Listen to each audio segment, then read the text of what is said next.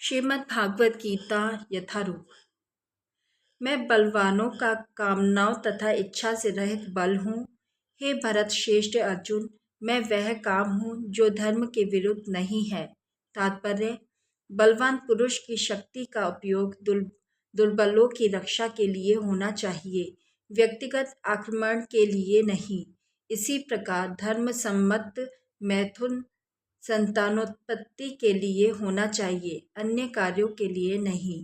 अतः माता पिता का उत्तरदायित्व है कि वह अपनी संतान को कृष्ण भावना भावित बनाए। तुम जान लो कि मेरी शक्ति द्वारा सारे गुण प्रकट होते हैं, चाहे वह सतोगुण हो, रजोगुण हो या तमोगुण हो।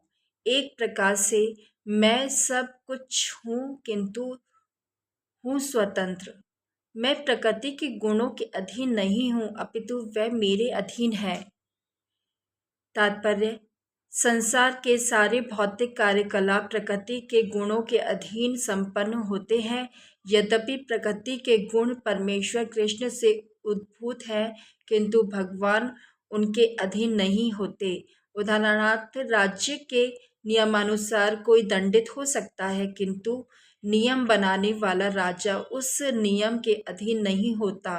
इसी तरह प्रकृति से सभी गुण सतो रजो तथा तमोगुण भगवान कृष्ण से उद्भूत हैं, किंतु कृष्ण प्रकृति के अधीन नहीं है, इसलिए वह निर्गुण है। जिसका तात्पर्य है कि सभी गुण उनसे उद्भूत हैं, किंतु ये उन्हें प्रभावित नहीं करते। यह भगवान का विशेष लक्षण है। तीन गुणों सतोगुण, रजो तथा तमो के द्वारा मोहग्रस्त यह सारा संसार मुझ गुणातीत तथा अविनाशी को नहीं जानता। तात्पर्य: सारा संसार प्रकृति के तीन गुणों से मोहित है।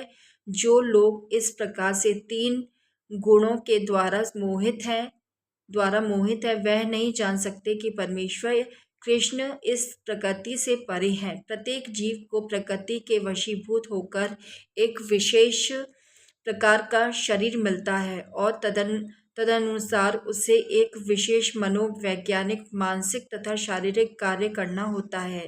प्रकृति के तीन गुणों के अंतर्गत कार्य करने वाले मनुष्यों की चार श्रेणियां हैं।